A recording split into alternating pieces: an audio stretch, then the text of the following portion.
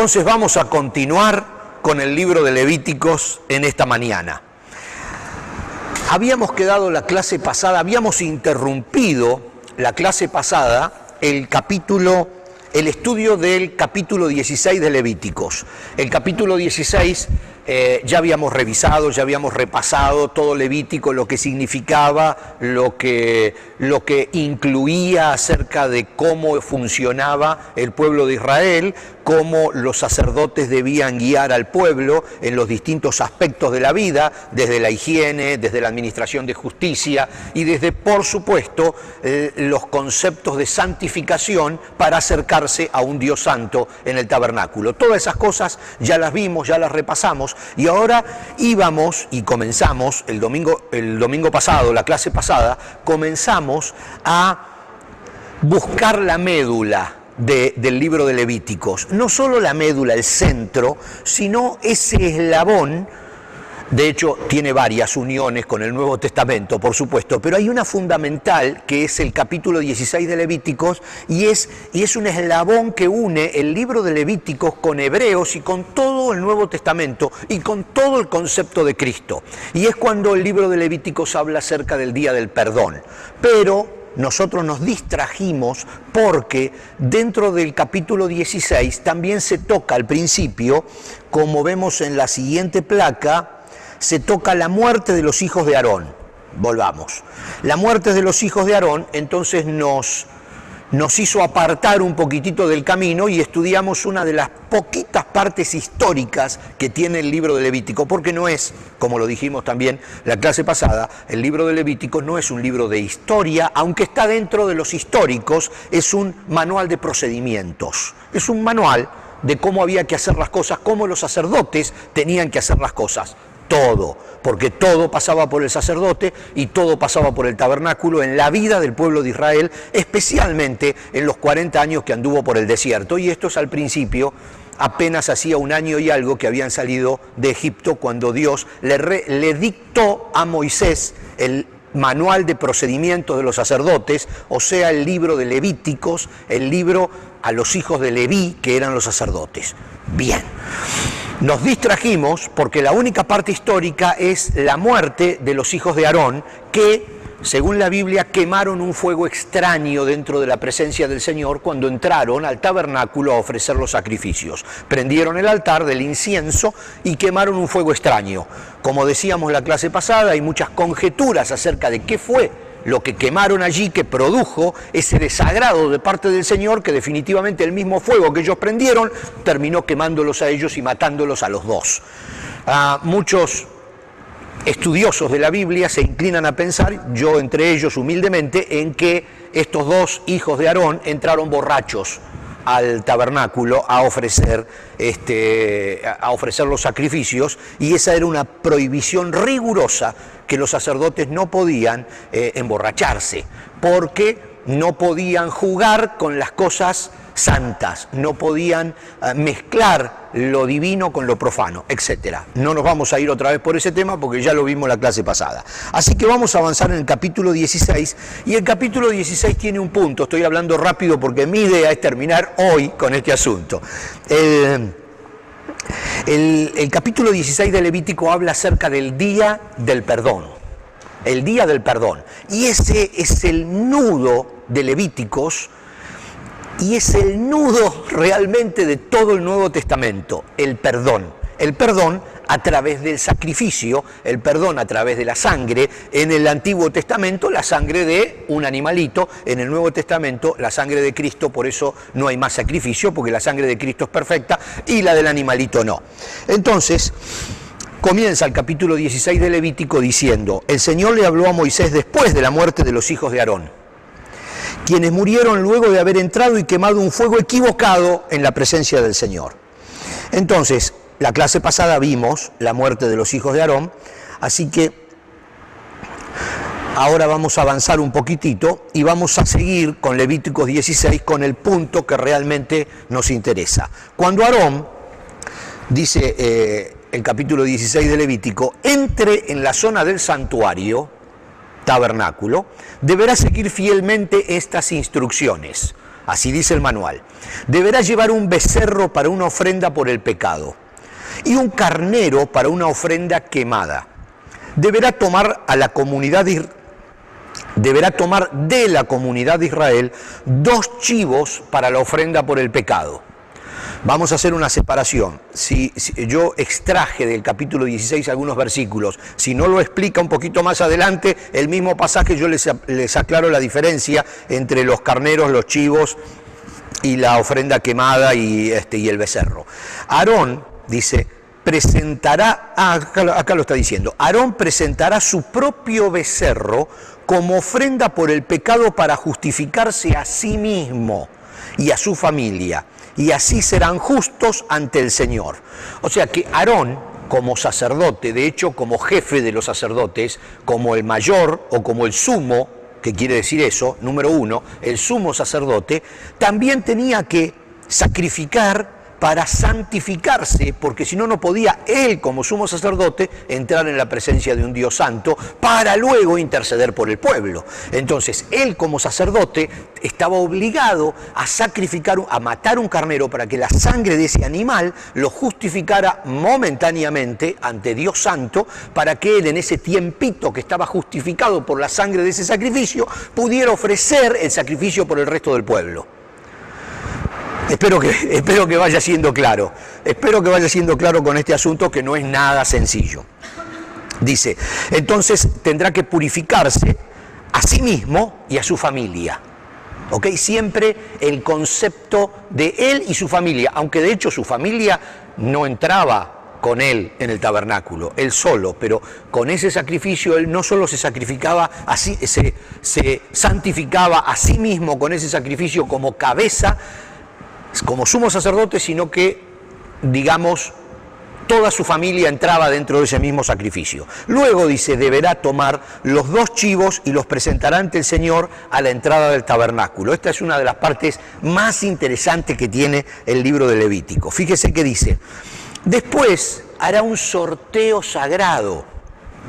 Esto se utilizaba mucho, el concepto del sorteo sagrado, para determinar qué chivo de los 2 será apartado como ofrenda para el Señor y cuál llevará los pecados al desierto de Azazel. Después Aarón presentará como ofrenda por el pecado el chivo escogido por sorteo para el Señor, al otro chivo, el chivo expiatorio, de así sale esa expresión, que alguien es un chivo expiatorio porque tiene que pagar por los demás, en realidad. Porque este chivo, pobrecito chivo, no había hecho nada, pero él era sacrificado por los demás. Por eso se usa esa expresión chivo expiatorio cuando alguien tiene que ser sacrificado por otro. De allí viene el asunto. Entonces dice, escogido al otro chivo, al chivo expiatorio, escogido por sorteo para ser enviado al desierto, lo mantendrán con vida delante del Señor. Cuando sea enviado a Azazel en el desierto, el pueblo será purificado y así serán justos ante el Señor. Este era un proceso para la justificación del pueblo, para pedir que Dios perdone sus pecados y se pudieran acercar a un Dios santo. Seguimos. Luego, dice, Aarón, el sumo sacerdote, matará al primer chivo como ofrenda por el pecado del pueblo y llevará su sangre detrás de la cortina interior. La cortina interior, ustedes recuerdan cuando hablamos del tabernáculo, separaba el lugar santo del lugar santísimo. Al lugar santísimo era donde estaba el arca. Dentro del arca estaban las tablas de la ley, el maná y la vara de Aarón que había reverdecido. O sea, y el arca simbolizaba la presencia del Señor. En ese lugar el Señor se conectaba, se acercaba al sumo sacerdote que venía representando el pueblo. Entonces, una vez al año el sumo sacerdote abría esas cortinas, entraba y sacrificaba y echaba ahí la sangre delante del arca, la sangre del chivo que había sido elegido por sorteo para morir. El otro no moría, el otro se lo dejaba ir al desierto. Allá vamos a ver eso. Entonces, Aarón matará el primer chivo como ofrenda por el pecado del pueblo y llevará su sangre detrás de la cortina interior. Allí rociará la sangre del chivo sobre y delante de la tapa de la expiación. La tapa de la expiación era la tapa que cubría el cajón donde adentro, del arca, donde adentro estaban las cosas que mencionamos. Tal como lo hizo con la sangre del becerro. Antes lo había hecho con la sangre del becerro por él, ahora lo estaba haciendo por el pueblo. Mediante este proceso purificará el lugar santísimo y hará lo mismo con todo el tabernáculo, a causa de la contaminación por el pecado y la rebelión de los israelitas. Cuando Aarón haya terminado de purificar el lugar santísimo, el tabernáculo y el altar, presentará el chivo vivo. Ahora viene la otra parte. Pondrá ambas manos encima de la cabeza del chivo y confesará sobre él toda la perversidad, la rebelión y los pecados del pueblo de Israel. De esta forma, traspasará los pecados del pueblo a la cabeza del chivo. Después, un hombre especialmente seleccionado para la tarea llevará el chivo al desierto. Al irse el chivo al desierto, llevará todos los pecados del pueblo sobre sí mismo a una tierra desolada. Voy a explicar algo. Acá, cuando habla del desierto de Azazel, la Biblia no especifica qué es. Algunos piensan que realmente lo mataban y que lo entregaban a un demonio al chivo con todos los pecados del pueblo. Pero la versión un poquitito más creíble de lo que sucedía es que llamaban a Azazel a un barranco que había. Y entonces llevaban al chivo hasta el barranco y lo tiraban por el barranco con todos los pecados del pueblo y caía en el fondo del barranco y moría el chivo con todos los pecados. Ese es lo que más se hace, lo que los estudiosos piensan que puede ser realmente lo que signifique que será entregado a Azazel. O sea, lo entregaban a la muerte, pero lejos de la ciudad, fuera de las puertas de la ciudad. No había puertas porque eran carpas, pero el concepto de las puertas después viene cuando Cristo es sacado fuera de la ciudad para ser sacrificado. Pero ya vamos a llegar. Continúa, en el 10º día del mes señalado, a comienzos del otoño, deben negarse a sí mismos. Negarse a sí mismos. Ni los israelitas de nacimiento, ni los extranjeros que vivan entre ustedes harán ninguna clase de trabajo. Esta es una ley perpetua para ustedes a fin de purificar al pueblo de Israel de sus pecados, haciéndolos justos ante el Señor una vez cada año. Esto es importante, haciéndolos justos una vez cada año, porque ahora vamos a ir a el libro de Hebreos. Y ahí vamos a hacer un paralelo entre lo que acabamos de leer y el Nuevo Testamento, con Cristo como sacerdote, Cristo como sacrificio. Entonces ahora vamos a ver Hebreos 10. Recién estábamos estudiando o leyendo Levíticos 16. Ahora vamos a engancharlo con Hebreos 10. Y vamos a ir leyéndolo despacio para que cada uno vaya haciendo las comparaciones en su mente y vaya trayendo ese antiguo libro de procedimientos a cómo se fue cumpliendo en Cristo en el Nuevo Testamento y, por supuesto, al cumplirse, quedó sin efecto. Ya se cumplió. No queda sin efecto la enseñanza que nos da a nosotros el libro de Levíticos, pero sí queda sin efecto el concepto de los sacrificios para acercarse a un Dios santo, porque ahora en Cristo, en el sacrificio de Cristo, se cumplen todos los requisitos que estaban dados en Levíticos y nosotros podemos acercarnos a ese Dios santo sin necesidad de volver a hacer otro sacrificio. Entonces, Hebreos 10 dice, el sistema antiguo bajo la ley de Moisés, que acabamos de leer, era solo una sombra, un tenue anticipo de las cosas buenas por venir, no las cosas buenas en sí mismas. Bajo aquel sistema, Levíticos, se repetían los sacrificios una y otra vez, año tras año, pero nunca pudieron limpiar por completo a quienes venían a adorar. Fíjense qué claro que está esto, ¿eh? Si los sacrificios hubieran podido limpiar por completo en el Antiguo Testamento, en el libro de Levíticos, entonces habrían dejado de ofrecerlos, porque los adoradores se habrían purificado una sola vez y para siempre, y habrían desaparecido los sentimientos de culpa.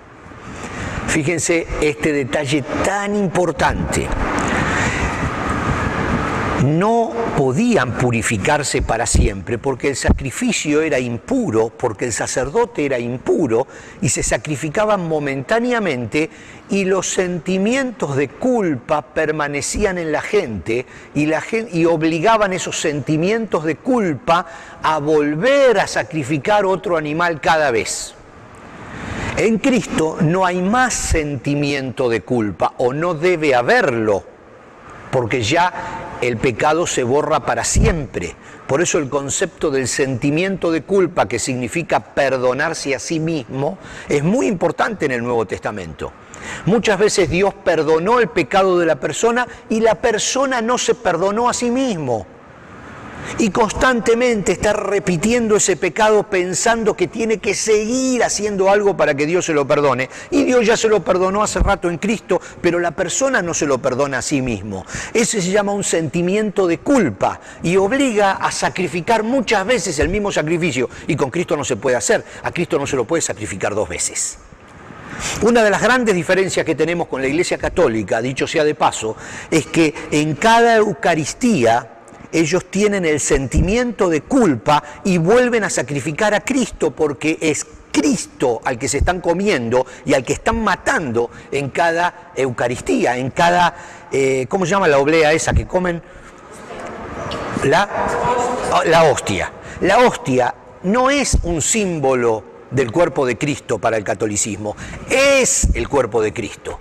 Y el vino que toman no es un símbolo, es la sangre de Cristo. Entonces lo están matando cada vez por un sentimiento de culpa que no es válido. Están volviendo a los sacrificios del Antiguo Testamento y están sacrificando cada vez porque no les quita ese sentimiento de culpa. Ese sentimiento de culpa es algo que hay que sacárselo de encima cuando Cristo nos perdona los pecados. Bueno, no quiero meterme en esto porque ya parece un mensaje más que una clase de Antiguo Testamento. Entonces, dice, si los sacrificios en Levíticos, en el Antiguo Testamento, hubieran purificado a la gente, no los hubieran seguido haciendo, pero los hacían cada año porque eran imperfectos. Entonces, dice, pero en realidad, acá lo tienen en la placa, el último párrafo, esos sacrificios les recordaban sus pecados año tras año. No que se los borraban, se los recordaban.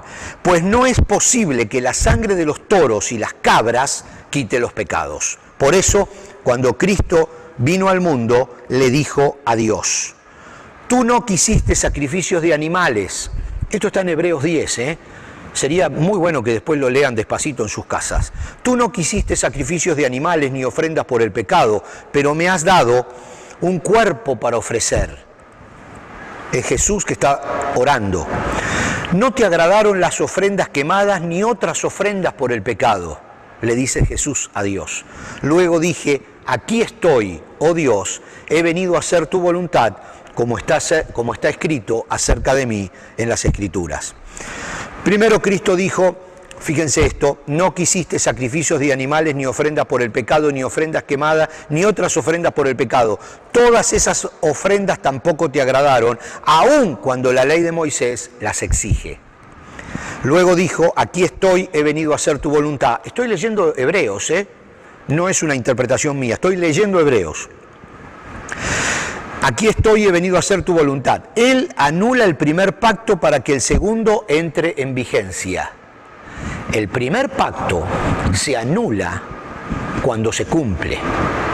Cristo cumplió el contrato y se terminó el contrato. Esto es como cuando un contrato de renta. O sea, cuando se cumple, se terminó el contrato. Habría que hacer un contrato nuevo, pero ese contrato tiene una fecha de caducación. Cuando se termina, se terminó. O sea, es un contrato entre dos partes que escribió el pueblo de Israel con Dios en el Sinaí. Se terminó con Cristo. Se terminó con el sacrificio perfecto. Se terminó el concepto de seguir sacrificando cada vez. Si no, no se podía poner en vigencia el segundo pacto. que es en el que nosotros estamos ahora, que es un pacto de misericordia. No estamos bajo la ley, estamos bajo la gracia. Eso significa que no necesitamos volver a sacrificar porque el sacrificio ya fue hecho y simplemente aceptando ese sacrificio ya estamos otra vez unidos con Dios. Es simple el asunto, es simple, pero claro, hay que entenderlo y hay que creerlo. Entonces dice, Él anula el primer pacto para que el segundo entre en vigencia, Él, Cristo.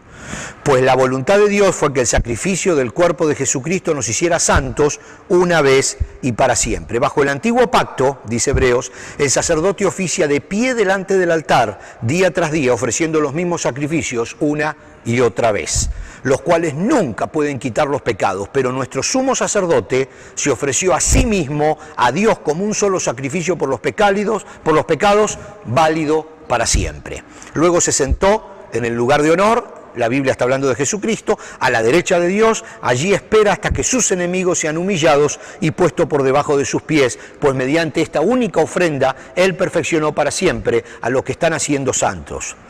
Y el Espíritu Santo también da testimonio de que es verdad, pues dice, este es el nuevo pacto que haré con mi pueblo en aquel día, dice el Señor, pondré mis leyes en su corazón y las escribiré en su mente. Después dice, nunca más me acordaré de sus pecados y sus transgresiones, y cuando los pecados han sido perdonados, ya no hace falta ofrecer más sacrificios. Estoy leyendo Hebreos, Estoy leyendo capítulo 10 de Hebreos. Así que, amados hermanos, dice el escritor de Hebreos, podemos entrar con valentía en el lugar santísimo del cielo por causa de la sangre de Jesús, por su muerte. Y hace esta aclaración, no en el lugar santísimo que era una copia del que estaba en el cielo. El tabernáculo era una copia del que estaba en el cielo. Entonces dice, podemos entrar con valentía en el lugar santísimo del cielo por causa de la sangre de Jesús, por su muerte. Jesús abrió un nuevo camino, un camino que da vida, a través de la cortina del lugar santísimo. Ustedes recuerdan que una de las cosas que sucedió cuando Cristo murió en la cruz es que la Biblia dice que la cortina en el tabernáculo, que de hecho no era ya un tabernáculo móvil, estábamos hablando del tabernáculo del templo de Jerusalén, construido por Salomón, la cortina que separaba el lugar santo del lugar santísimo se abrió, se rasgó. ¿Por qué? Porque ahora ya esa cortina no tiene ningún valor, porque a través de Cristo nosotros podíamos entrar a ese lugar santísimo. No de hecho al lugar santísimo del templo de Jerusalén, al cielo, o sea, la presencia de Dios. Entonces dice, ya que tenemos un gran sumo sacerdote que gobierna la casa de Dios, entremos directamente a la presencia de Dios con corazón sincero y con plena confianza en Él, pues nuestra conciencia culpable, lo que hablábamos recién, ha sido rociada con la sangre de Cristo a fin de purificarnos y nuestro cuerpo ha sido lavado con agua pura. Y continúa diciendo Hebreos, mantengámonos firmes, sin titubear, en la esperanza que afirmamos, porque se puede confiar en que Dios cumplirá su promesa. Pensemos en maneras de motivarnos unos a otros a realizar actos de amor y buenas acciones, y no dejemos de congregarnos como lo hacen algunos, sino animémonos unos con otros, sobre todo ahora que el día de su regreso se acerca. Entonces, el objetivo de Dios para el pueblo del pacto, Levíticos 8, 1 al 5. Entonces el Señor le dijo a Moisés, da las siguientes instrucciones al pueblo de Israel, yo soy el Señor su Dios. No se comporten como la gente de Egipto donde ustedes vivían o como la gente de Canaán donde los llevo.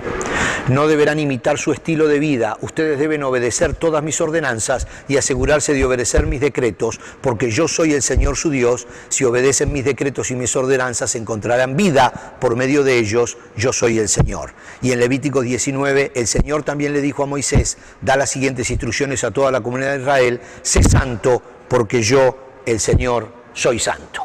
Entonces, todo eso que Dios quería para el pueblo de Israel en el Antiguo Testamento, todo eso se traslada ahora en el Nuevo Testamento a Cristo.